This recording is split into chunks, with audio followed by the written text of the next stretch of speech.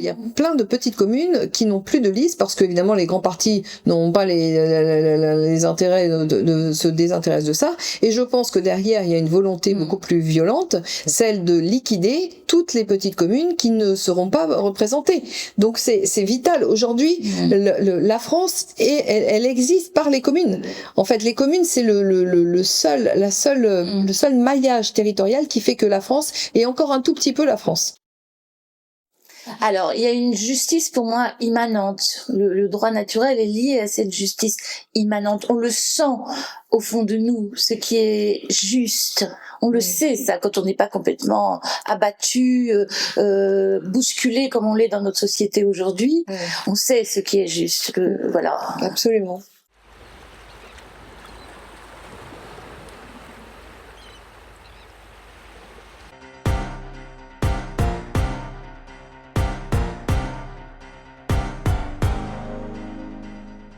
Bonjour Valérie Bugot et Isa Sator, je suis ravie de vous accueillir sur Tribune Libre. Vous êtes toutes les deux avocates en omission, juristes de formation avec une solide formation donc. Je suis ravie de vous avoir ici pour éclaircir des questions juridiques et même plus larges que ça, qui nous concernent tous et qui concernent nos vies. Valérie Bugot, vous avez été avocate fiscaliste, vous êtes docteur en droit, vous êtes chercheur indépendant et analyste de géopolitique juridique, c'est bien ça? Je suis une théoricienne du droit, oui. Très bien. Isa Sator, vous avez été avocate, vous êtes désormais en omission et puis il y a eu un changement de vie, changement de trajectoire pour des raisons personnelles et professionnelles. Vous êtes devenue artiste peintre, mais vous restez extrêmement concernée par les questions du droit et de la société en général. Oui, parce que moi j'étais plus dans la pratique, ayant eu un cabinet, et ce qu'on va expliquer aujourd'hui va expliquer pourquoi j'ai changé de trajectoire. Très bien. Nous allons donc parler d'un changement de paradigme, d'un système que vous avez théorisé, qui est révolu droit, qui nous permettrait de revenir certainement au droit naturel classique cher à saint Thomas d'Aquin. Absolument. On va parler de ça et l'émission s'adresse à la fois aux experts mais aussi aux profanes. Ça va être l'enjeu, le défi, ça va être de vulgariser avec beaucoup de talent et de s'adresser à différents publics. Moi j'ai écouté vos différentes conférences, j'ai lu vos textes et parcouru votre site qui est une vitrine si j'ai bien compris. Oui, absolument. Et Révolu droit parce que j'ai 2 sites. Je le mettrai en descriptif de la vidéo. En fait, l'idée ce serait de revenir vers un droit beaucoup plus juste, respectueux de la vie humaine, de la notion de justice, de justesse, de vérité. Comment vous pourriez présenter ça toutes les deux? Je vous laisse la parole. Alors, parce que c'est je synthétise cette idée en disant que le projet Révolu droit revient au réalisme à tous les niveaux, en rompant avec cette idéologie massivement en vigueur aujourd'hui du nominalisme. Le nominalisme, c'est le contraire du réalisme. Absolument. Ça remonte à cette distinction a eu lieu au moment de la querelle des universaux, donc ça remonte à il y a très longtemps. Et le nominalisme suppose que en réalité le terme, le mot n'a pas de consistance réelle, c'est-à-dire n'est pas objectivé par une réalité sous-jacente, mais désigne le phénomène qu'on veut lui faire désigner. Donc le mot est à géométrie variable en fait, et donc il n'y a plus de repères sociaux même pour communiquer. L'aboutissement de cette théorie c'est une abomination pour moi. Déconnecté du réel. Voilà, et ça retire non seulement toute sécurité, mais en plus toute capacité à communiquer entre les gens. Donc ça crée du conflit à l'infini. Par exemple, le mot démocratie a été vidé de son sens. Par exemple, le mot parlement a été vidé de son sens. Tout est galvaudé, dévoyé. Et c'est lié au positivisme? Non, oui, c'est lié au nominalisme. Qui ensuite a été récupéré. C'est ça. Le positivisme est une conséquence naturelle du nominalisme. Qu'est-ce que le positivisme? Positivisme juridique, c'est une doctrine qui a été élaborée au début du XXe siècle par Hans Kelsen, qui est qui a été répertorié comme grand juriste, et qui édicte que, en réalité, les juristes n'ont pas à s'intéresser à la finalité de la règle. Leur seul objectif, c'est de déterminer et de maîtriser les moyens de la règle. Donc ça fait des juristes, en fait, des ouvriers qualifiés de règles qui sont édictées pour des finalités qui leur échappent. Et vous dites donc on en vient à ce que la forme prime sur le fond. Absolument. La forme prime sur le fond, puisque le juriste n'a pas à s'intéresser à la finalité, et donc quand il s'occupe des moyens, alors la forme prime sur le fond. Ça, c'est une conséquence, si on peut dire, et c'est une conséquence qui est issue du parlementarisme et de cette longue trajectoire du nominalisme. Mais le positivisme juridique en lui-même, c'est le fait que le juriste n'a plus à s'intéresser à la finalité de la règle. Donc le juriste est dépossédé de sa capacité qui était la sienne au départ, lorsque ce phénomène du droit est né, d'édicter la norme sociale. Et il est dépossédé de sa qualité de penseur de l'organisation sociale. Et il devient l'ouvrier qualifié chargé de mettre en œuvre des règles au profit, au service de tiers dont il n'a pas à s'occuper.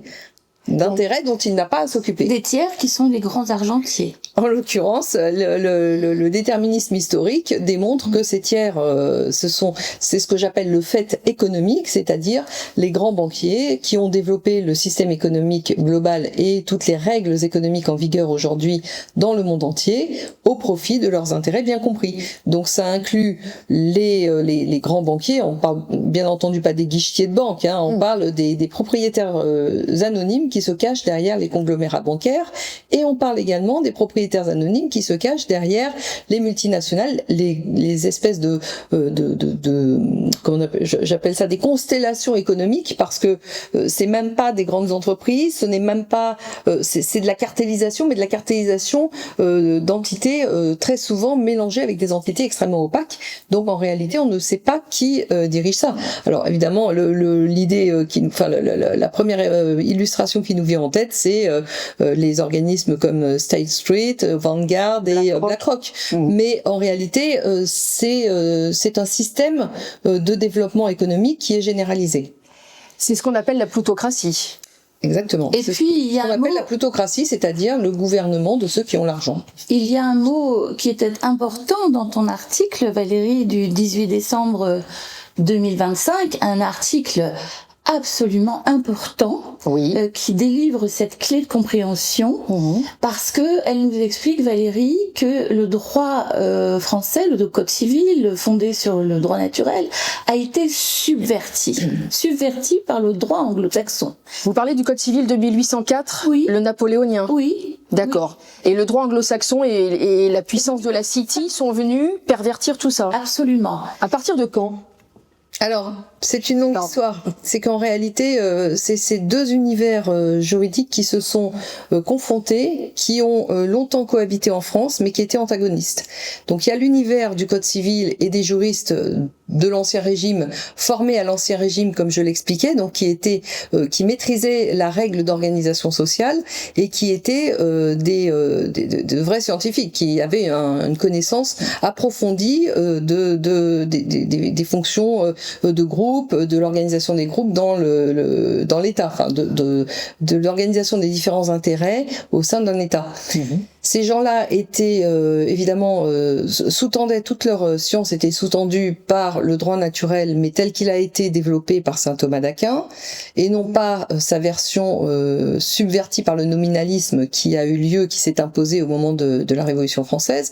Et tout a basculé au moment de la Révolution française avec l'instauration du parlementarisme dit représentatif, qui est, lui, la mise en œuvre formelle d'une hiérarchie des normes non plus fondée sur des grands principes de droit naturel, au sens thomiste du terme, mais sur des grands principes qui ont été formalisés, c'est-à-dire que ils deviennent des grands principes valables, non pas parce qu'ils sont sous-tendus par une réalité humaine et qui nous échappe sous-jacente, mais parce qu'ils sont édictés par dans une certaine forme, par une certaine autorité.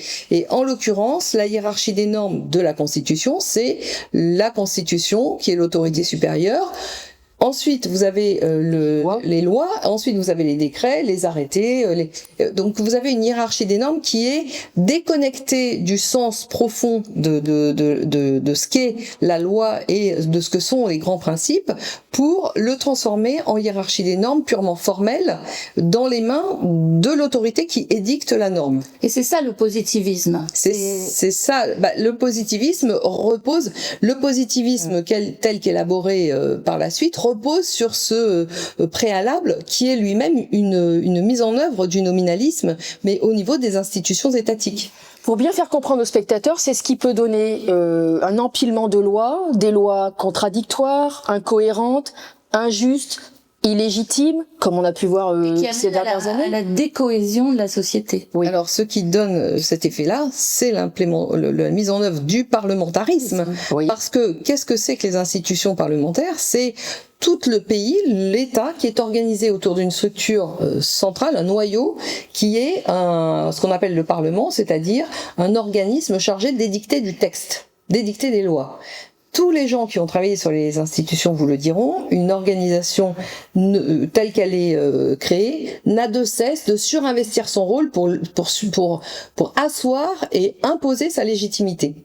Et donc, c'est la garantie évidente que nous aurons un flot ininterrompu de textes. C'est une surenchère. C'est une surenchère permanente de session parlementaire en session parlementaire. Donc, c'est la garantie du chaos social. Donc, déjà, en soi, créer un État autour de ce type uniquement de ce type d'organisation qui est artificielle, c'est dément. Enfin, ça a quelque chose de dément et qui est contre-intuitif, et non seulement contre-intuitif, mais surtout contraire à la paix sociale. Et au bien commun. Et bien, ça génère du chaos et ça génère de la conflictualité. Chaque règle, en réalité, est là pour rendre un service à une caste et en fonction de les conjonctures, les lois peuvent être contradictoires et les lois peuvent, disons, servir des intérêts antagonistes. Donc, en fait, c'est la garantie du chaos social et de la conflictualité. Et c'est ce que nous avons vu. Oui. Cette organisation sociale a généré le conflit systémique entre les patrons et les salariés, en fait, tous les corps intermédiaires sont montés les uns contre les autres de façon à ce que la société soit organisée autour du chaos et de la conflictualité, de façon à ce que ceux qui tirent les ficelles ne soient jamais impliqués. Oui. Et ils sont d'autant moins impliqués qu'ils ont organisé leur anonymat. Donc en fait, c'est un système, c'est un paradigme, c'est la raison pour laquelle j'explique que nous ne pourrons sortir de la nasse actuelle qu'en mettant par terre ce paradigme, en changeant de paradigme. C'est tout l'objectif de mon projet Révolu Droit. Oui. Ce que je veux vraiment souligner dans cet article, et merci Valérie pour ce cadeau, parce que tu as travaillé pendant 20 ans, plus de 20 ans, sur cette réflexion. Donc je voudrais ici préciser que la théoricienne que tu es, tu domines ton sujet parce que tu es théoricienne précisément, que tu t'intéresses à l'âme du droit. Le droit naturel a une âme et tu t'intéresses à l'âme du droit. Ce que les techniciens ouvriers spécialisés aujourd'hui, que ce soit des avocats, ils sont 34 000 aujourd'hui au barreau de Paris. J'en connais une au moins qui est sensible, c'est notre hôte, c'est notre... Oui. Absolument. Mais sur 34 000, j'aimerais bien savoir qui s'aligne sur la compréhension de Valérie. Mais personne. Parce que même les professeurs, même les prétendus théoriciens du droit n'en sont plus. C'est-à-dire qu'ils ont perdu l'habitude de considérer la règle en fonction de ses finalités. Donc on est sorti en fait ce ne sont plus on n'est plus dans un contexte de droit avec des grands légistes, on est dans un contexte de mise en œuvre de règles, de profusion de règles au service du pouvoir dominant, c'est-à-dire le système économique global, c'est-à-dire ceux qui détiennent l'argent, c'est-à-dire la plutocratie qui est au pouvoir par l'organisation elle-même des institutions, le parlementarisme, la banque centrale et les partis politiques qui sont des organes qui ne sont que des organes idéologiques, qui n'ont aucune base fondée sur la réalité des besoins du terrain des gens. Ils ne sont pas légitimes, en fait. Bien sûr. Et si vous dites que les grands détenteurs du capital sont cachés dans une certaine opacité, force est de constater qu'actuellement... Ils sont organisés. Ils l'ont organisé, mais il y a un éveil d'une certaine partie de la population qui commence à découvrir le nom de Larry Fink, le nom des intervenants du Forum économique de Davos. Et ça, c'est nouveau dans l'histoire. Mais c'est pas Larry Fink qui organise tout ça. Larry Fink n'est qu'un intermédiaire. C'est un représentant de cette caste. Ah, il y a encore quelqu'un derrière. Enfin, évidemment. Ils mettent en place des personnes qui sont chargées de les représenter et d'établir leurs intérêts et de les mettre en œuvre. C'est justement cette subversion qu'il faut comprendre. Cette subversion du droit qui a été intentionnelle, qui a été faite par le droit anglo-saxon. C'est pour ça qu'on en est là aujourd'hui, dans cette période de confusion totale. Et moi, ça m'a apporté, en lisant l'article de Valérie, en la côtoyant, une réponse à cette confusion dans laquelle je me suis trouvée, même dans ma pratique d'avocat, où je sentais bien que quelque chose n'allait pas, que c'était tout injuste, que ça allait contre la paix sociale, et j'ai cessé. Mais ça m'a apporté une réponse. Oui, Valérie, oui. La subversion du droit civil, du code civil, qui finalement n'a plus la préséance. Il est passé en dessous de la Constitution. Il est passé en dessous. Ça, il faut bien l'expliquer. Et qu'est-ce que ça a comme conséquence? C'est que les gens ne comprennent plus pourquoi il y a des décisions qui sont rendues, mais qui ne sont pas légitimes, parce qu'il y a un texte, la Constitution dit quelque chose, le code civil dit autre chose, et la préséance est accordée à la Constitution. On a multiplié les droits catégoriels de sorte que les droits sont contradictoires. Dans le Code civil, vous avez une loi qui protège l'humain, qui dit que les produits et le corps humain est hors du commerce. Or, à côté, vous avez toute l'organisation de brevetage du vivant qui s'oppose à ça. Donc, c'est la conflictualité permanente. Voilà, la multiplication des droits, c'est la disparition du droit. C'est ce qu'il faut bien comprendre. Et c'est ce que a organisé le parlementarisme, etc. Je voulais revenir sur un sujet parce que parfois il peut être mal compris. Lorsque j'évoque le droit anglo-saxon, en fait, j'évoque une organisation du pouvoir autour de la plutocratie. Et cette organisation du pouvoir, elle passe par le parlementarisme, qui sont des institutions d'origine britannique. Elle passe par la conception du droit dans lequel le droit naturel n'existe plus au sens thomiste du terme, c'est-à-dire que les principes qui sont évoqués sont des principes liés à l'autorité qui les a édictés et donc sont des principes mouvants en fonction des intérêts catégoriels de ceux qui contrôlent la situation. Et puis enfin, c'est tout ce système de positivisme qui a généré maintenant la déconnexion totale du réalisme, la déconnexion de la règle des besoins du terrain. Voilà. Donc on a quitté définitivement le réalisme par toute l'organisation de ces institutions, lesquelles sont sous-tendues par la philosophie du nominalisme. Quand on allie le terme démocratie avec le parlementarisme, c'est un contresens. Le parlementarisme n'a jamais été en mesure d'organiser une démocratie. Le parlementarisme, c'est l'organisation institutionnelle de la plutocratie. Donc les gens en permanence rendent les choses confuses en nommant mal, en désignant mal, en qualifiant mal les systèmes et les rapports de force. Le parlementarisme, c'est la plutocratie. Ça n'a jamais été la démocratie, contrairement à ce... C'est ce qu'on appelle également la centralisation parisienne. Oui. Ça revient à ça. Mais de tous les pouvoirs concentrés dans les mains de certaines personnes. Pas de les mains de ceux qui ont le pouvoir. Alors justement... Mais ce sont des VRP, vous dites. Ce sont des VRP de ces grands... personnel politique, oui. Techniquement, le personnel politique agit en tant que VRP de ces puissances financières. Stéphanie, il faut bien comprendre qu'en fait, et là c'est bien expliqué aussi dans ton article, Valérie, c'est qu'il y a une guerre silencieuse, mais une guerre très forte, qui a eu lieu, qui a attaqué le droit continental, comme on l'appelle aussi, dont le code civil et le droit naturel sont la base. Il y a eu une guerre pendant plus de 200 ans. 200 ans de bataille qui s'est fait par coup de boutoir, comme ça. La révolution de la Constitution, le parlementarisme, les personnes qui élaborent des théories comme le positivisme, Hans Kelsen, j'en parlais tout à l'heure. Mais ensuite, vers les années 60, ça commençait à déraper sérieux, mais en 90, n'en parlons pas.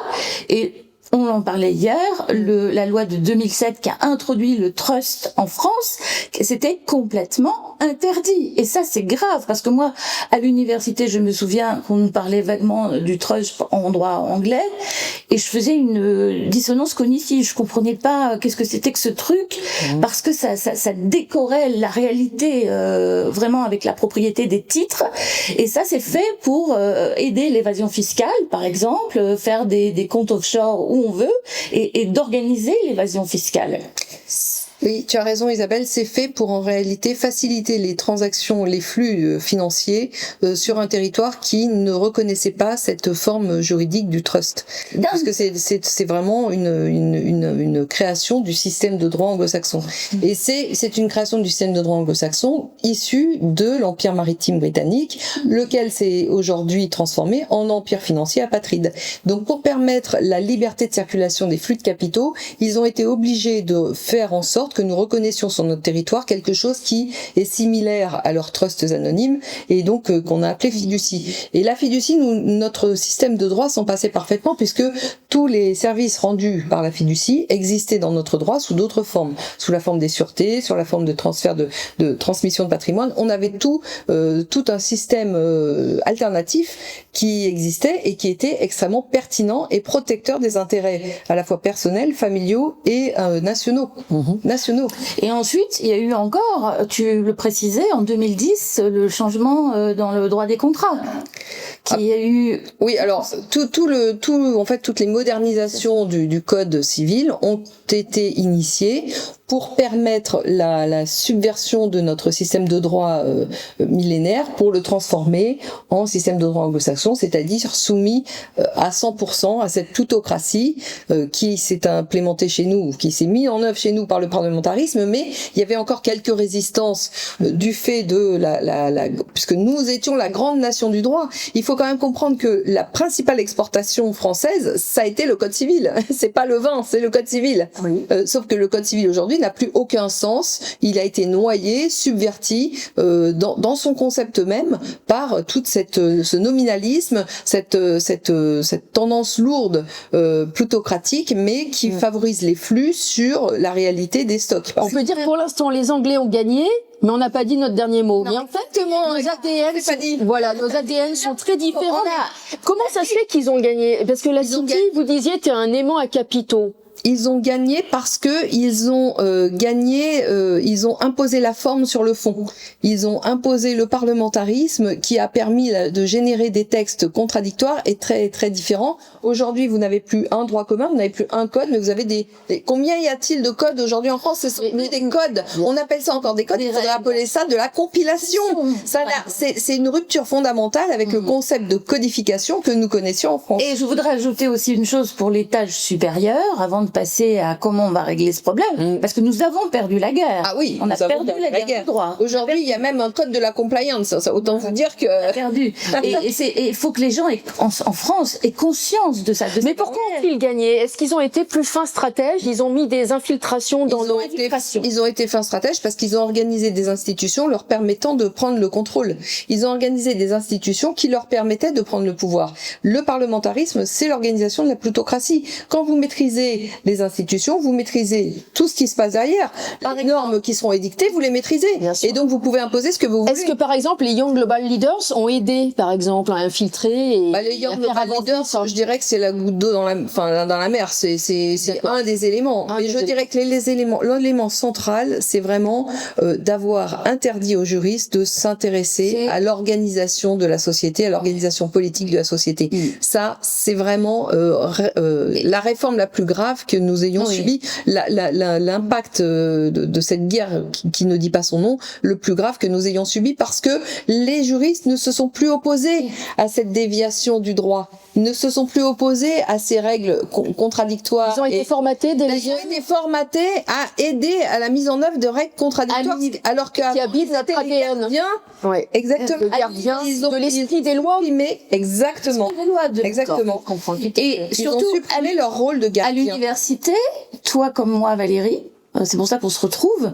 Moi, j'avais choisi la matière de la philosophie du droit en plus de tout ce qu'il faut savoir, Oui. et l'histoire du droit. Toi, t'as fait la même chose. On a pratiquement, à l'époque, c'était des matières obligatoires et qui étaient des matières extrêmement passionnantes, mais qu'ils ont reléguées au dernier rang. Aujourd'hui, si vous faites de la philosophie du droit, sauf les grands organisateurs, parce qu'il y a encore des grands juristes qui sont derrière toute cette subversion et qui, eux, connaissent parfaitement tout ça. Connaissent la finance, le droit financier, mais également la philosophie du droit et également l'histoire du droit, qui est de plus en plus dévalorisée en tant que démonétisée sur le marché, de façon à ce qu'on nous soyons coupés de nos origines, de nos sources, de façon à ne plus comprendre à quoi sert un juriste dans une organisation sociale.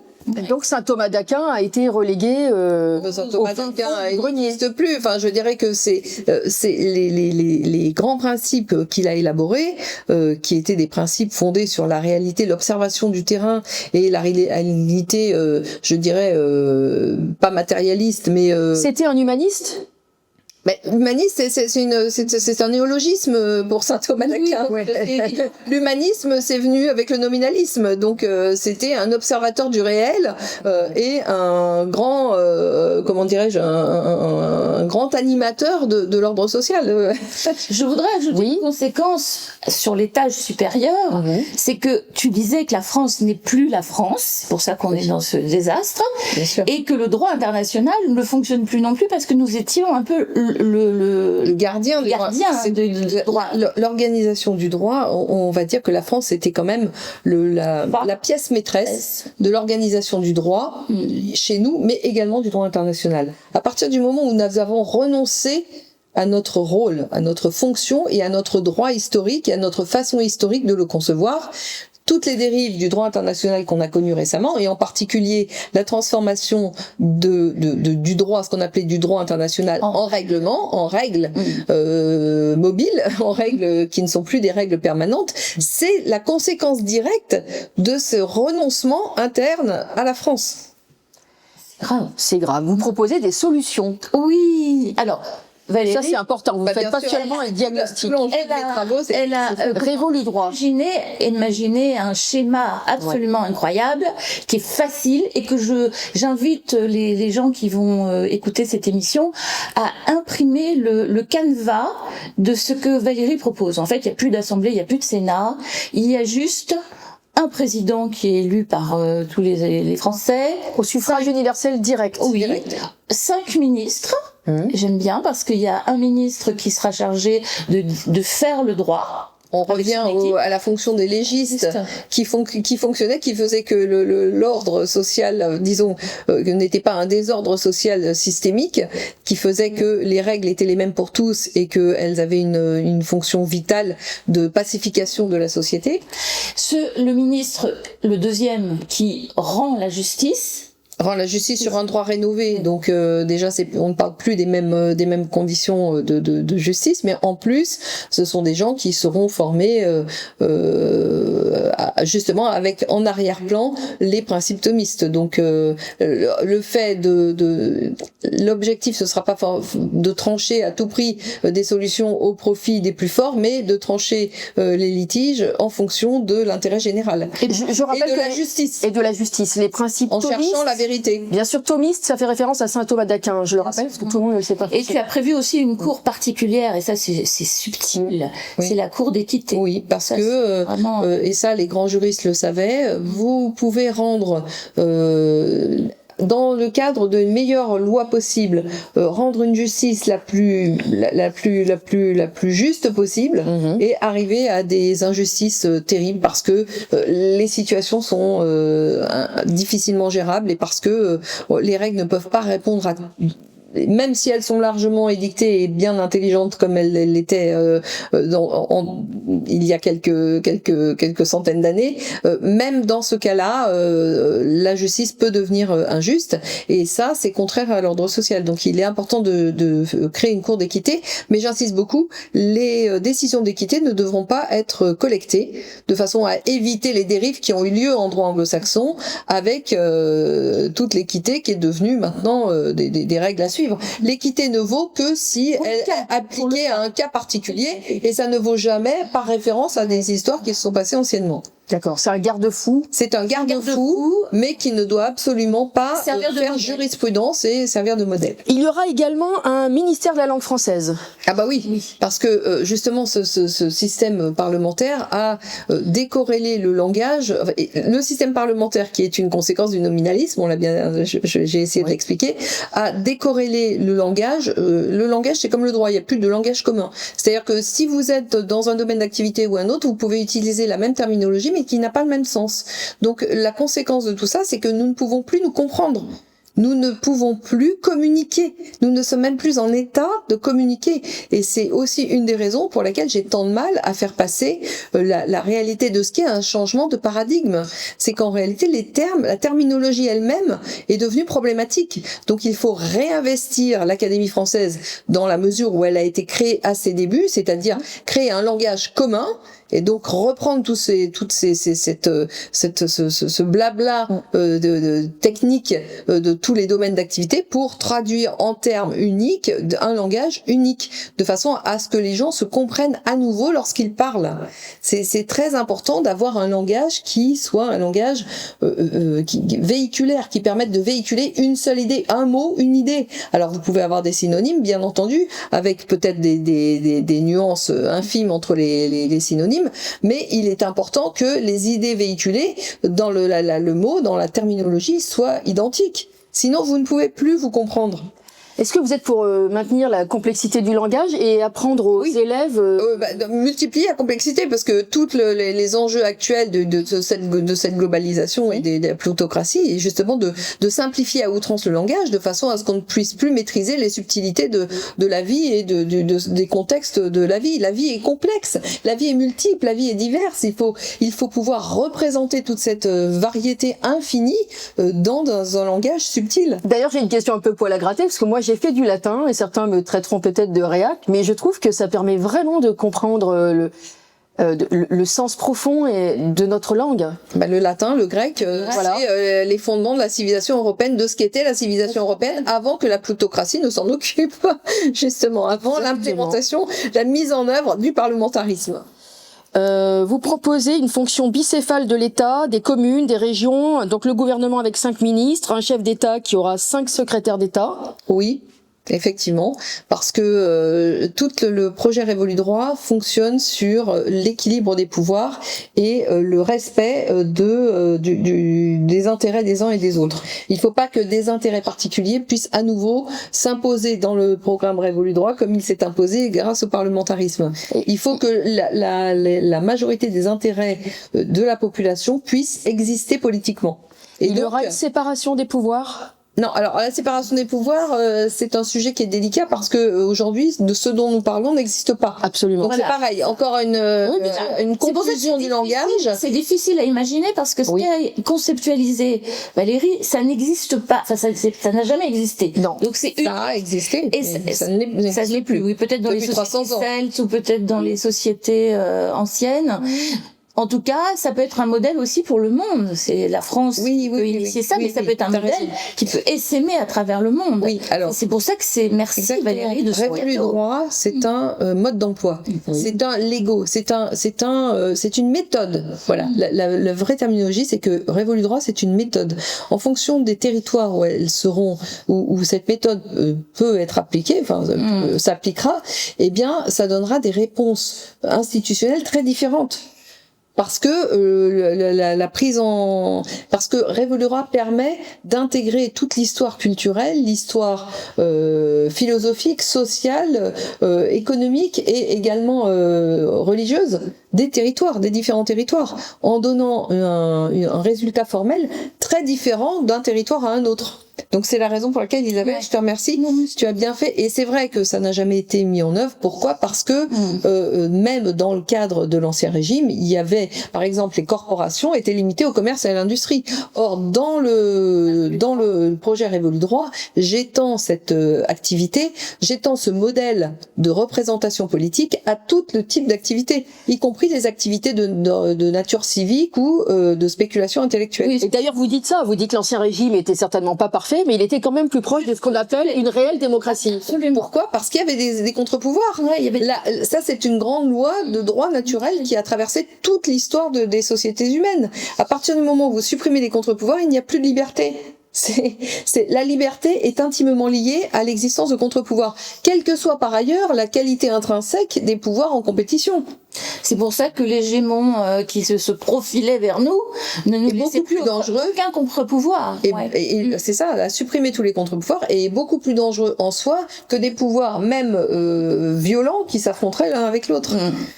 Les projets éducatifs sont centraux dans votre méthode, puisque de toute façon, il faut apprendre aux enfants très jeunes à réfléchir à tout ça. C'est ça. En fait, l'éducation ne doit plus être centralisée autour de l'idée d'avoir de servir une économie et surtout de servir des intérêts financiers supérieurs, mais autour de la réinterprétation de ce qu'est l'humain dans toute sa condition, c'est-à-dire à la fois de la création matérielle et à la fois de la capacité à se positionner, à se poser des questions, à interroger l'environnement dans lequel on vit et à être capable d'évaluer non seulement son environnement mais aussi sa propre position et en priorité ce qui suppose de connaître qu'est-ce qui nous fait du bien, qu'est-ce qui nous fait du mal. Or là, on a tellement déconnecté les individus de leurs propres intérêts que même ça, ils n'arrivent plus vraiment à les identifier. Donc il faut réinvestir l'humain dans la plénitude de ses perceptions et ce ne sont pas des idéologies. Encore une fois, l'enseignement ne sera plus idéologique, mais sera fondé sur le réel de ce qu'est l'humain et de ce que sont ses besoins fondamentaux. Avec l'intelligence artificielle, croyez bien que de toute façon, tous les bullshit jobs et tous les comportements mécanistes qui nous ont été inculqués seront battus en brèche. L'IA fera ça beaucoup mieux que les humains. Donc nous sommes contraints quelque part par les développements technologiques et aussi peut-être par une immanence, je ne sais pas, mais à réinvestir notre rôle permanent et entier en tant que personne humaine, c'est-à-dire avoir une capacité intelligente d'apprécier le réel et de le questionner. D'ailleurs, vous dites, on va... Ça s'appelle l'esprit critique. L'esprit critique, le doute, etc. Effectivement. Le doute, exactement. L'humain complètement au centre de cette nouvelle organisation sociétale. D'ailleurs, vous dites que le travail va disparaître au profit d'activités humaines. Le travail en tant que travail avec un lien de subordination va disparaître. Parce que effectivement toutes les activités mécanistes que l'individu doit faire quotidiennement et de façon répétitive et moutonnière et routinière, toutes ces activités-là seront beaucoup mieux faites par les machines que par l'homme qui est faillible et qui au bout de 10 répétitions se trompe fatalement, fait fatalement une erreur. Donc ça veut dire que le travail tel que nous le connaissons va disparaître. Ce qui ne disparaîtra jamais en revanche, c'est l'activité humaine. Tant qu'il y aura des hommes avec un grand H et femmes incluses évidemment sur cette terre, ils auront besoin de s'occuper. Et donc s'occuper, ça veut dire faire des choses. Faire des choses, c'est penser, c'est enseigner, c'est transmettre, c'est fabriquer, c'est faire de l'exploitation agricole, c'est de l'extraction minière. Enfin, vous voyez, toutes les activités humaines vont continuer à exister. C'est pour ça que tu as prévu 3 groupes d'intérêt, 3 grandes catégories: commerciales, non commerciales. Oui, c'est ça. D'ailleurs civique, la vocation civile, absolument, et spirituelle, le troisième, et morale. Oui, parce que encore une fois, les grands questionnements de l'individu, tout homme à un moment de sa vie se pose la question de savoir d'où il vient, où il va et qui il est. C'est inhérent à l'espèce humaine. On ne peut pas décorréler ça de la vie sociale, c'est pas possible. Donc ces 3 groupes, sont des belles jambes pour faire marcher sous ce système. Exactement. Et la représentation politique ne passera plus par le Parlement, mais par la prise en compte de ces intérêts dans chacun de ces groupes. Ça invite tous les Français à devenir acteurs de leur vie. Bien sûr, sûr, Pas parce des que passifs. ben oui, parce que les corporations, enfin le groupement d'intérêts auquel ils appartiendront, ça fait partie de leur quotidien et ils seront impliqués dedans parce que c'est leur vie quotidienne et ils auront des choses à dire et ça sera beaucoup plus facile d'accès. La proximité sera beaucoup plus importante que aujourd'hui si vous habitez le fin fond d'une petite campagne pour aller toucher le sénateur qui ou le député qui in fine va voter des lois dont vous ignorez même qu'elles sont écrites. Ce que je trouve ça vraiment intéressant du point de vue juridique, c'est que ces personnes qui composeront ces 3 différents groupes vont créer leurs propres droits. Exactement. Ça, ah oui. Bien. Alors chaque groupement d'intérêt, donc chaque organisation, on va dire pour les profanes, autogérés. Par exemple, le groupement d'intérêt des boulangers. Exactement. C'est la corporation autrefois qui vivait assez bien sous l'Ancien Régime. Absolument. Et ben eux organiseront les règles de leur fonctionnement, les modalités de la concurrence, les modalités de l'achat de matières premières, l'organisation des différents commerçants entre eux sur le territoire, quels sont les niveaux recommandés de pesticides maximal autorisés. Enfin, vous voyez, c'est autogéré de A jusqu'à Z. C'est-à-dire que aucune réglementation professionnelle ne peut leur être imposée par des tiers. Voilà. Qui ne connaissent pas le terrain. On va quand même répondre à des gens qui pourraient penser qu'on est un peu réac et passéiste. L'idée n'est pas de refaire ce qui a déjà existé sous l'Ancien Régime, mais de se réinventer avec un nouveau modèle qui nous sorte de cette nasse où finalement on sent bien que le pouvoir politique est inféodé à des intérêts de la grande finance apatride. Absolument, absolument. Et des lobbies, donc l'idéologisation de la politique. Et l'État là, l'idéologisation de la politique par le biais des partis politiques qui sont des organes absolument artificiels. Et en dessous, tu disais qu'il y avait 2 jambes à Révolu Droit. Ça va être la base, c'est les comités citoyens et collectifs citoyens. Collectifs citoyens et les comités et les groupes d'intérêt où les gens se réunissent par intérêt, c'est-à-dire Révolu Droit est fondé sur 2 jambes. La première, c'est le réinvestissement de la vie territoriale autour des communes, en priorité des communes. Et là, c'est tout à fait d'actualité parce que vous savez que nous allons avoir prochainement des élections municipales. J'appelle vraiment les jeunes, les femmes, tout le territoire à se mobiliser pour que chaque petite commune ait une liste de façon à ne pas disparaître et à rester ancrée dans le réalisme parce que les communes et les élections municipales sont les seules élections qui méritent encore le terme de politique parce que elles appartiennent encore à la population locale qui vit avec ses propres problématiques locales. Donc la seule élection politique dans nos contrées sont les élections municipales. Il faut absolument les investir. Donc ça c'est la première jambe de Révolu Droit, c'est-à-dire le réinvestissement territorial, la réimplication des citoyens, des usagers, des gens qui vivent dans le territoire qui est administré par... Vous soulignez le rôle important des préfets. Oui, alors j'en viens. Je brûle les étapes.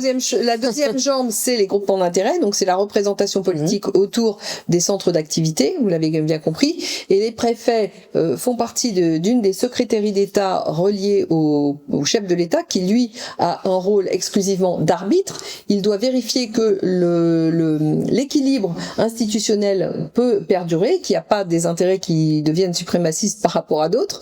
Et les préfets ont ce rôle très important parce que je les conçois comme des missiles-hominicides, donc ça n'a rien à voir avec la préfectorale aujourd'hui.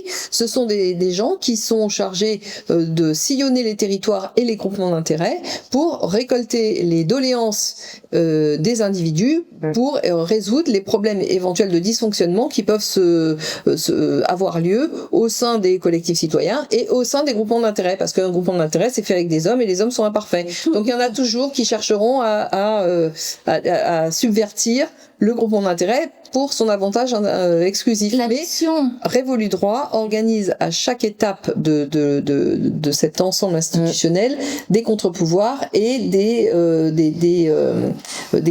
garde-fous. C'est Révolu Droit ne supprime pas la corruption, mais il essaie de l'endiguer et de gérer. Révolu Droit ne pourra jamais supprimer les imperfections humaines, mais Révolu Droit organise de façon institutionnelle des garde-fous. En tout cas, la mission du préfet change complètement. Ah bah oui, ça n'a plus rien à voir. Alors là, je peux créer une certaine confusion parce qu'effectivement, je garde le terme de préfet, mais en fait, il faudrait parler de missi dominici avec la fonction exclusive de sillonner sillonner toutes les et de institutions récolter. pour recueillir les doléances publiques. Et pas seulement, peut-être aussi les... Et résoudre les problèmes qui peuvent se poser, qui ne paraissent pas faciles à solutionner, puisque le préfet aura pour rôle de mettre par exemple en relation, merci, les gens qui sont à l'origine d'un problème, sans vraiment avoir voulu d'ailleurs toujours ce problème. Il faut créer du relationnel et du déconflictualiser en développant la médiation. Voilà. On a oublié 2 ministres, le ministre de la Monnaie et le ministre de la Force publique. Ah bah j'allais en parler puisque je disais quid de la monnaie et quid de l'armée. Alors, qui sont 2 pouvoirs importants. Bien sûr. Alors l'armée, je crée un ministère des forces, des forces intérieures et extérieures. Donc ce ministère aura lui aussi 2 jambes. L'intérieur avec la police et gendarmerie, et puis l'extérieur avec les forces militaires de projection éventuelle. En tout cas, ces deux défenses, intérieure et extérieure, auront un rôle exclusivement défensif et non pas à aller en projection extérieure pour imposer des événements politiques ou du personnel politique dans des pays étrangers. Ça, c'est certainement pas, ça ne sera plus dans leur mission. Leurs missions seront strictement défensive, mais bien compris en tant que défense des intérêts de la nation et des intérêts des citoyens qui vivent sur cette nation, bien entendu. Et il y a 2 particularismes que tu proposes en droit, c'est la notion de mandat impératif et la subsidiarité. Alors c'est très important le mandat impératif. Vous pouvez expliquer à ceux qui ne connaissent pas le mandat impératif? Oui. Alors, ce que c'est. Le mandat impératif, c'est en fait la feuille de route, la mission donnée aux représentants que nous avons choisi, soit d'élire, soit de tirer au sort, soit de sélectionner, de nommer, tout ce que vous voulez, tout est dans l'ordre du possible. C'est là où Révolu Droit peut parfaitement intégrer les travaux d'Étienne Chouard, par exemple,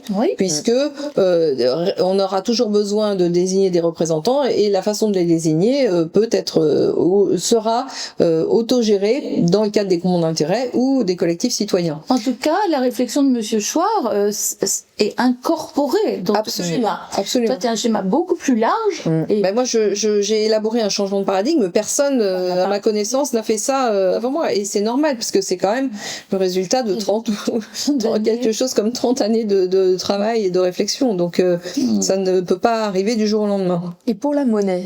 Alors, la monnaie, elle sera à nouveau comprise comme un service public, c'est-à-dire, vous savez, c'est comme le sang qui innerve le corps social. Elle doit circuler en quantité nécessaire pour permettre les initiatives personnelles, mais pas trop importantes de façon à pas faire dégénérer le système en inflation. Donc il y a une très sérieuse travail de réglementation à faire là-dessus, mais qui doit sortir des mains des banquiers pour les mettre dans les mains des citoyens. La monnaie sera, ce n'est plus une marchandise, ça sera plus considéré comme une marchandise. Donc la monnaie sera gérée en partenariat par les grands groupements d'intérêt qui seront chargés d'élaborer la monnaie en fonction des besoins relayés par chaque groupement d'intérêt qui le compose, et puis le ministère de la monnaie et des finances qui doit vérifier la cohérence de l'ensemble, la bonne innervation monétaire sur tout le territoire, et puis réguler les excès monétaires par la levée d'un impôt, parce que je supprime tous les impôts. Révolu Droit ne connaîtra d'impôt que dans la mesure où il sera utile pour détruire de la monnaie qui serait devenue superfétatoire. Donc l'impôt en fait, l'impôt que nous connaissons, c'est une dérive liée au dysfonctionnement monétaire. Lorsque vous avez un fonctionnement monétaire opérationnel et optimisé, il n'y a pas besoin d'impôt. L'impôt ne sera là que pour éventuellement détruire de la monnaie en trop. Donc cette monnaie retrouve sa valeur intrinsèque. Est-ce qu'on garde l'euro ou pas? Et certainement pas. La monnaie française, c'est une vraie question. C'est le franc. D'accord. Voilà. L'euro, ça n'existe pas. C'est sur un État qui n'existe pas. Et puis c'est une monnaie extraordinairement dysfonctionnelle. Que fait-on de la dette? La dette, alors là, ça va être intéressant parce que je préconise de faire un sérieux audit de sa légitimité, n'est-ce pas? Un great reset? Ah bah oui, ça c'est évident. De toute façon, la dette odieuse ne sera pas Expliquez s'il vous plaît, c'est une notion extrêmement importante, ce qu'est la dette odieuse. Bah, la dette odieuse est une dette qui n'a pas été consentie, qui n'est pas dans l'intérêt des populations qui doivent la rembourser. Donc c'est une dette qui a été imposée au peuple. C'est une dette qui a été imposée pour des intérêts particuliers qui ne sont rien à voir avec les intérêts pour lesquels la monnaie existe. Donc on rembourse d'abord les intérêts de la dette. Ah bah, aujourd'hui, de toute façon, le capital n'est quasiment plus remboursable. Si vous cumulez le capital de dette de tous les pays dits développés, il est évident que c'est pas remboursable. Faramineux. En fait, la dette ne fonctionne que par son roulement. C'est la circulation de la dette donc qui génère toujours plus de dettes. Donc là, on est dans un cercle vicieux. C'est l'esclavage. C'est le cercle vertueux. Bah, bien entendu. Oui. D'ailleurs, je vais vous dire, c'est tellement vrai que au moment où les États-Unis se sont constitués, le dernier État ayant renoncé à l'esclavagisme ne l'a fait uniquement que pour devenir un État financiarisé, puisqu'il s'agit du Delaware, qui est passé donc du renoncement de l'esclavagisme à la gestion monétaire, donc à la gestion financière. Et qui est devenu un paradis fiscal. Oui, bien entendu, le plus grand paradis fiscal au monde, c'est le Delaware. Personne n'en parle, mais c'est la vérité. La dette, donc stop à la dette. La subsidiarité. Alors, la subsidiarité, c'est important. Oui, tout à fait. On a un peu dévié par rapport à votre question. Mais on va revenir. Les principes de subsidiarité et de mandat impératif. Alors, Révolu Droit est innervé par deux seuls grands principes qui inondent toute qui traversent toutes les institutions de Révolu Droit. C'est ces deux phénomènes, la subsidiarité et le mandat impératif. La subsidiarité, ça veut dire que les problèmes sont réglés au niveau où ils se posent. On n'a pas à demander à des autorités diverses et variées, supérieures ou inférieures, l'autorisation d'agir pour régler un problème qui se pose chez nous. Oui, en local, en régional, en thématique, etc. Vous n'avez pas demandé à des informaticiens de régler un problème de boulangerie, par exemple. Voilà. Donc ça, c'est la subsidiarité, bien comprise, pas telle qu'elle l'Union européenne la comprend, parce qu'elle la comprend dans l'autre sens. Elle la comprend à l'envers. Exactement, comme tout ce qu'a fait l'Union européenne. Ouais. Et deuxièmement, donc le mandat impératif, je voulais insister sur la chose suivante. Oui. Vous savez que récemment, ils ont intégré dans la Constitution l'interdiction du mandat impératif. Mais c'est encore une hérésie et une démonstration de l'inanité de ce que sont devenus les juristes, puisque dans le cadre du parlementarisme, le mandat impératif est impossible à mettre en œuvre, tout simplement impossible, puisque vous ne pouvez pas contrôler la mission que vous donnez à des députés pour lesquels vous votez pour un mandat de, je sais plus, 5 ans ou je sais pas quoi, alors que vous ne savez pas alors qu'ils ont pour mandat, dans leur mandat est inclus le fait de voter sur n'importe quel texte de loi sur tous les sujets. Donc c'est incontrôlable. Donc ce n'est pas possible. Donc c'est complètement, c'est débile en fait. C'est juste débile d'interdire le mandat impératif. Alors que une confusion juridique impératif de fait existe évidemment puisque il passe par la discipline de vote des partis politiques, lesquels sont financés. Donc de facto, le mandat impératif il existe, mais pas au sens où la population a une action sur lui, mais au sens où la plutocratie l'impose. Donc alors on est en plein de confusion mentale, voilà, avec là vraiment c'est la panacée de la confusion mentale.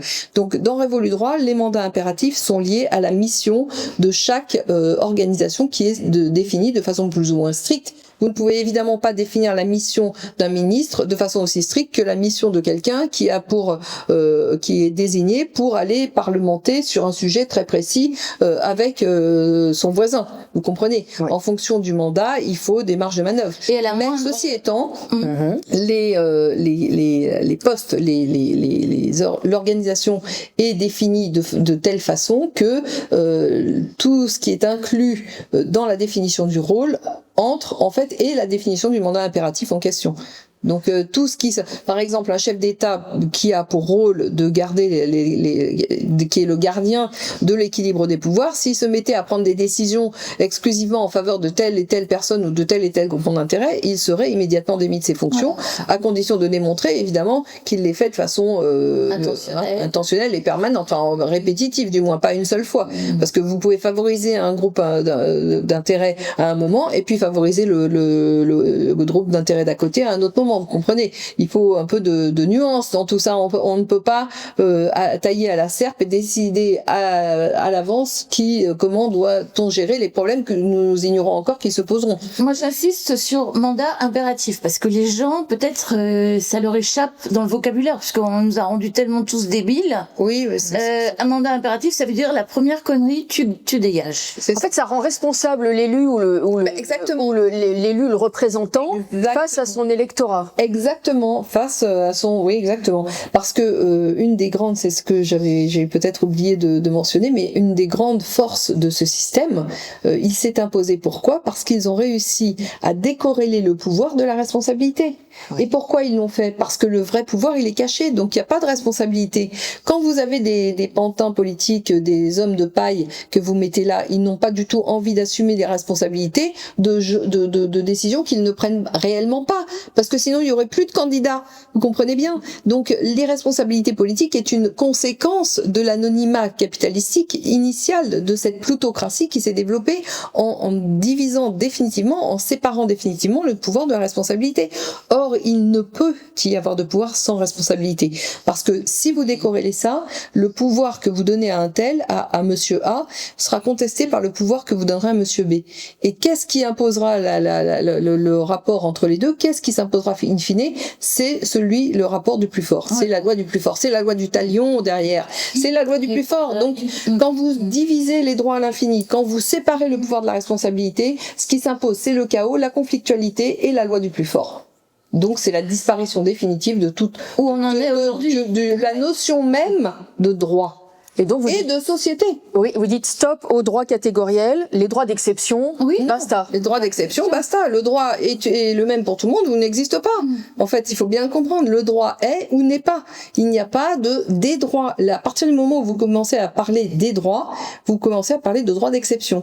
Et quand vous commencez à multiplier les droits d'exception et les droits catégoriels, ça veut dire que chacun n'a de légitimité qu'autour de lui-même et qu'il n'a plus de légitimité face à son adversaire ou au groupe d'à côté.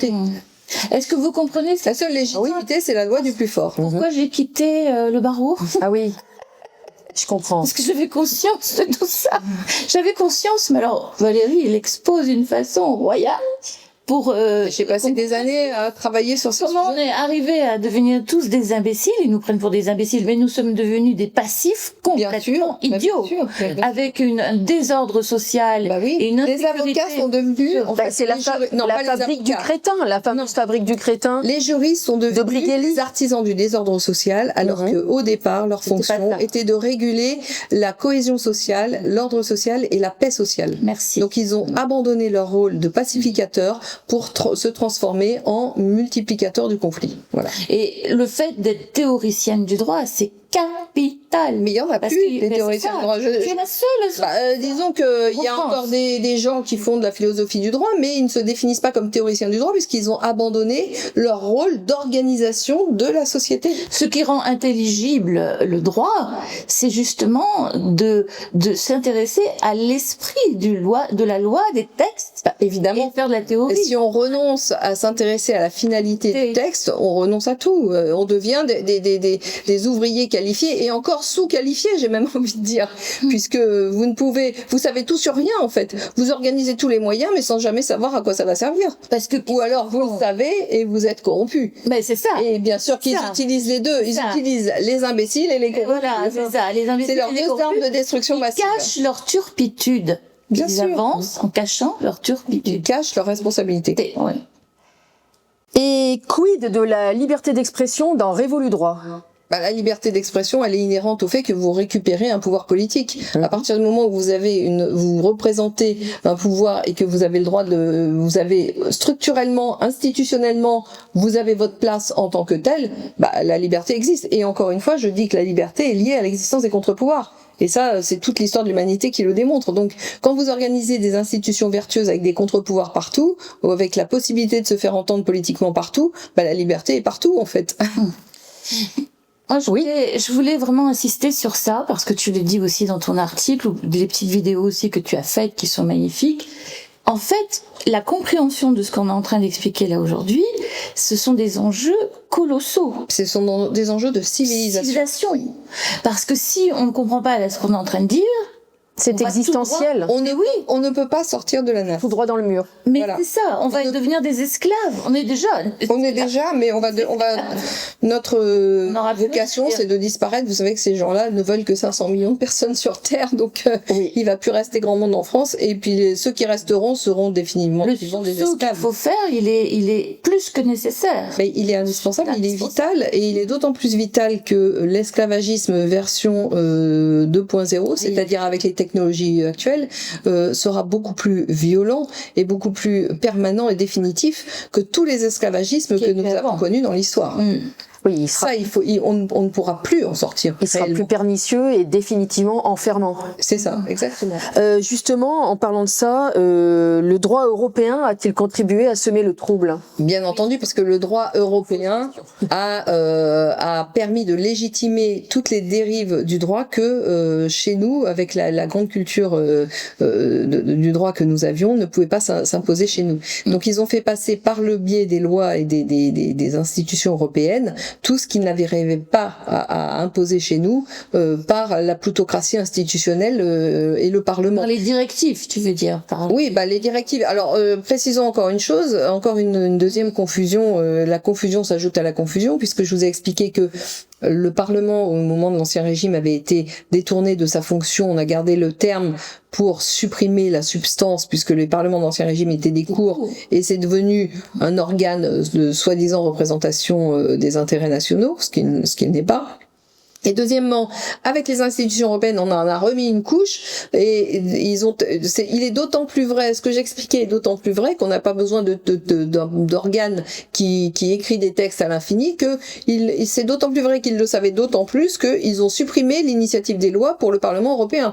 Donc le Parlement européen, dans le cadre des institutions européennes, n'a rien à voir avec le Parlement dans le cadre national que nous connaissions. C'est encore deux choses complètement différentes. Il sert à rien de parler. Il sert à nous faire croire qu'il y a des contre-pouvoirs. Mais en réalité, c'est un réceptacle du lobbying, lequel est déterminé par la Commission européenne. Voilà. Donc le lobbying institutionnel, c'est la Commission européenne, et le lobbying final, c'est les parlementaires qui sont chargés de valider pour nous faire croire à un semblant de ça, c'est très important, parce que démocratie. je suis pas certaine que nos amis qui nous regardent, les Français, savent cela sur le Parlement européen. Parce que ils voient des députés s'exprimer, ça fait du bien. Et c'est d'autant plus vrai qu'ils sont payés très très grassement. C'est le prix de la corruption, en fait. C'est le prix de leur inutilité sociale.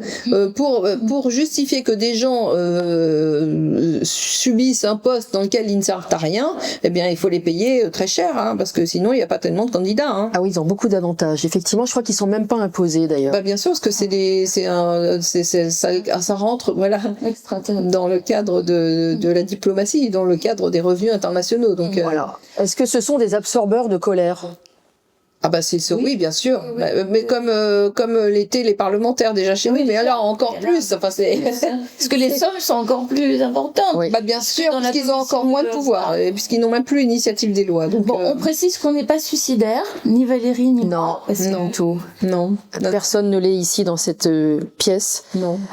Vous parlez à un moment donné, vous dites, c'est un point important, je pense quand même, vous dites la comptabilité nationale privée ou publique sera réintégrée au Code civil rénové. Bien sûr, puisque tout ce qui est droit d'exception, donc les droits financiers, droits monétaires, tout ce qui est réglementation rentre dans le cadre du droit commun. Donc le cadre du droit commun sera formalisé par un code civil et un code pénal. Donc dans le code civil, toute la réglementation financière, toute la réglementation économique, il n'y a plus de séparation de droit public, droit privé, puisque chacun répondra de ses actes au niveau de sa fonction ou au niveau de son activité. Donc en réalité, tous les droits d'exception disparaissent. C'est la raison pour laquelle je dis que le droit civil réintègre dans le droit commun toute sa place. Ouais. Vous parlez finalement, pour résumer votre projet, votre méthode, c'est une méritocratie élective. Absolument. puisque les gens ne sont plus les représentants, enfin les besoins de représentation que nous avons, qu'ils soient au niveau des groupements d'intérêt, des collectifs citoyens ou de l'État, au niveau des ministres ou du chef de l'État, eh bien sont liés non pas à du blabla, à des promesses électorales, mais factuellement à des capacités dont ils ont démontré la pertinence. Voilà, et les gens seront élus sur CV et non pas sur blabla, promesses électorales qui n'engagent personne. Il y aura beaucoup d'élections entre les groupes. Les élections, les gens choisiront dans les groupements d'intérêt de désigner leurs représentants comme ils l'entendent. En tout cas, ce qui est certain, c'est que les 5 ministres et le chef d'État seront élus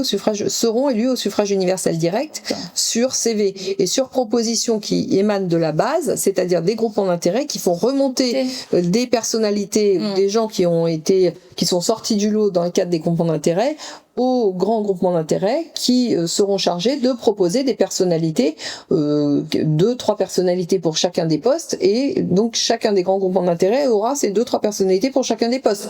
Donc ça crée un flux cohérent qui remonte de la base pour aller au sommet, et non pas l'inverse. On n'est pas top down, là on est du bas vers le haut. Et vous aurez également des garde-fous pour contrôler la régularité des élections? Ah bah les garde-fous, oui, bien sûr, et ça c'est le ministère. Oui, vrai vote. Un des ministères a cette fonction de la police, de la police des élections. Pas de vote électronique, évidemment. Ah bah évidemment, bien sûr. Est-ce que vous êtes favorable à la privatisation des médias?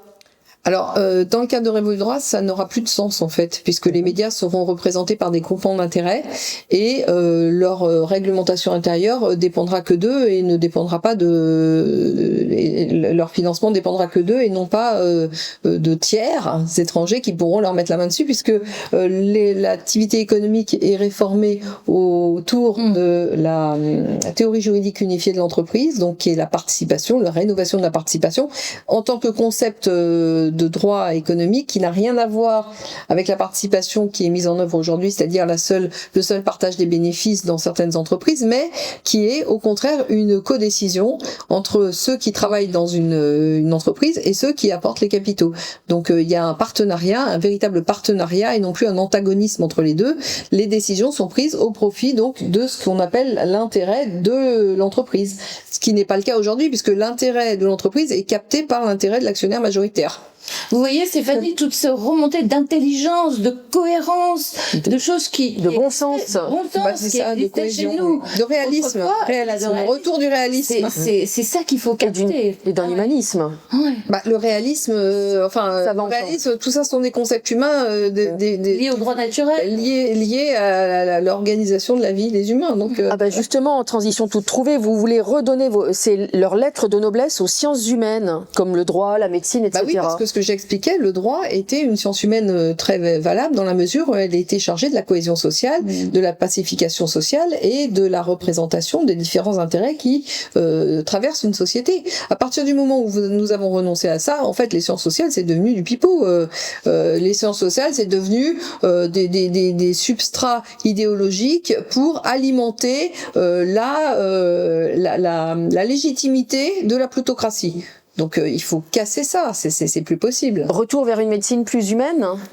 La médecine fait partie des sciences humaines au départ et elle n'aurait jamais dû en sortir. Transformer la médecine en science dure, c'est comme transformer un médecin en mécanicien. En fait, il est chargé de changer des roues de secours ou chargé des pièces détachées dans un organisme matériel, strictement matériel. Donc ça, c'est totalement antagoniste. D'abord, c'est fou, ça a quelque chose de dément et c'est antagoniste avec la pérennité de la vie sur Terre. Hein.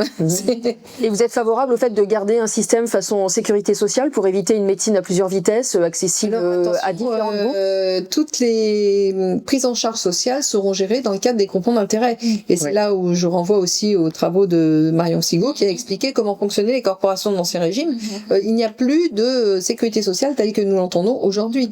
La prise en charge sociale est inhérente à chacun des groupements d'intérêt et c'est le personnel des groupements d'intérêt qui la déterminera. En droit, ça me fait penser que dans ces groupes ces grands groupements d'intérêt, c'est comme s'il y avait une grande, comment ça s'appelle, une patente collective, enfin une convention collective. Oui, c'est ça.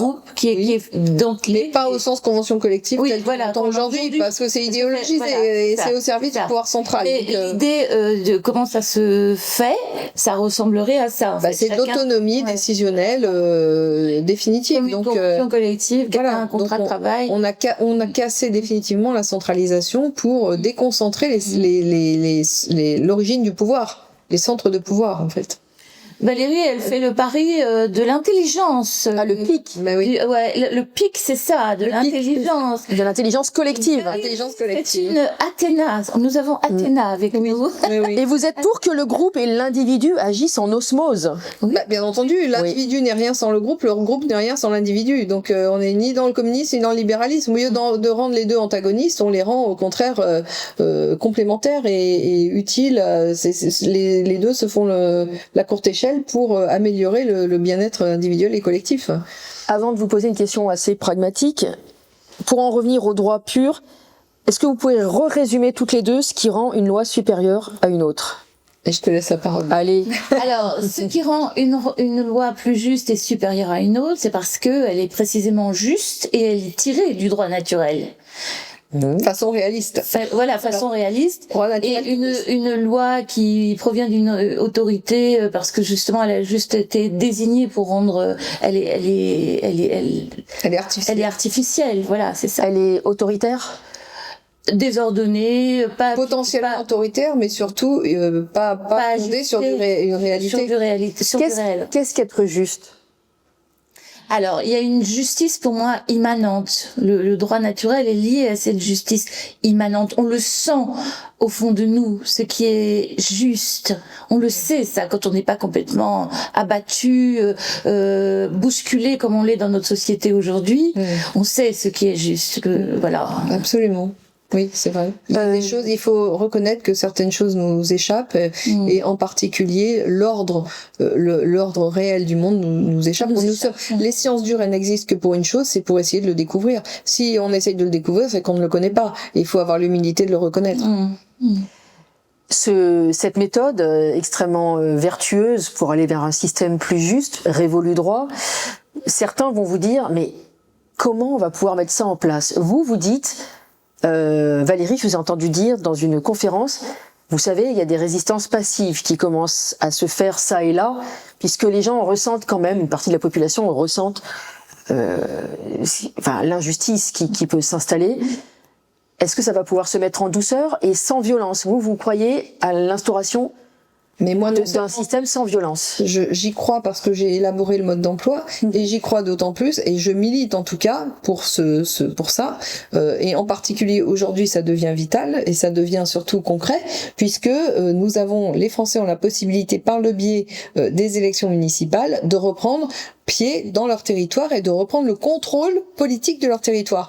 Par le biais de ce contrôle de territoire, on pourra mettre en œuvre dans la plus grande paix sociale le changement de paradigme qui consiste à commencer à créer des groupements d'intérêt puisque les maires élus peuvent favoriser la réunion la création de comités, de liens, de réunions en prêtant des salles, en organisant la chronologie ou en tout cas matériellement les réunions de catégories sociales, de catégories professionnelles, d'activités humaines, de façon à lancer le mouvement de maillage territorial des corporations. Donc, des groupements d'intérêt qui sont sur le modèle des corporations d'Ancien Régime. Donc, et ça peut être fait aujourd'hui en se présentant aux élections municipales, mais pas seulement, ça peut être fait aussi en créant des associations, des collectifs citoyens autour du maire, qui sont des forces d'initiative, d'initiative de décision que devront prendre les maires, et aussi de contrôle. Quand la population contrôle, la mairie, c'est une élection de proximité, donc la présence populaire est très importante. Le maire, il est tenu, il peut pas faire n'importe quoi, et puis les gens ne sont pas suicidaires. Donc, s'il prend des décisions qui se sauront totalement contraires à l'intérêt de ce qu'a manifesté la population autour de lui, ça se saura et sa durée de vie, en tant que représentation politique, ne sera pas, justement, il pourrait être contesté. Donc, en réalité, tout ça, je dirais, c'est facile d'accès et c'est accessible immédiatement. Il faut juste se remettre en mouvement, reprendre confiance en soi, arrêter de retourner sa colère contre nous-mêmes et la retourner de façon constructive pour sortir de la nasse. Voilà. Tu disais hier qu'il y avait des petites villes où il n'y avait même pas de liste. Mais oui, c'est ce que j'ai appris. Dans les petites communes, il y a plein de petites communes qui n'ont plus de liste parce qu'évidemment les grands partis n'ont pas les intérêts se désintéressent de ça. Et je pense que derrière, il y a une volonté beaucoup plus violente, celle de liquider toutes les petites communes qui ne seront pas représentées. Donc c'est vital. Aujourd'hui, la France, elle existe par les communes. En fait, les communes, c'est le seul maillage territorial qui fait que la France est encore un tout petit peu la France. Le jour où tout ça disparaît, nous serons complètement laminés et nous n'aurons plus aucun accès à la décision aux décisions dites politiques qui s'imposent à nous, qui sont des décisions économiques. Ah oui, comme on dit, la France, ce n'est pas Paris, même si on aime Paris. Exactement. Donc il est alors j'en appelle à toutes les mamans, j'en appelle à toutes les grand-mères, j'en appelle à tous les jeunes, les femmes en priorité, mais aussi les pères. Les papas. J'appelle les gens à se mobiliser pour prendre le contrôle de leur commune, soit en se présentant, soit en contrôlant très sérieusement le personnel qui sera élu, et deuxièmement en investissant la vie politique. Les jeunes qui ont plein d'énergie et de volonté, allez-y, devenez maire, prenez les communes d'assaut et créez le changement vous-même en imposant le changement de régime, le changement de paradigme par le biais de la création des corporations. Donc je vous en prie, reprenez le contrôle de vos communes. Et j'en appelle aux mères pour motiver leurs enfants pour le faire, aux grands-mères pour motiver leurs petits-enfants pour le faire. Parce que les hommes sont occupés beaucoup parfois à autre chose, mais les femmes doivent monter au créneau et c'est par ce biais-là, le biais des jeunes, que nous nous renouvellerons. Et les jeunes doivent monter au créneau. Je vais laisser le mot de la fin à Isa Sator. Merci. Alors, toutes les deux.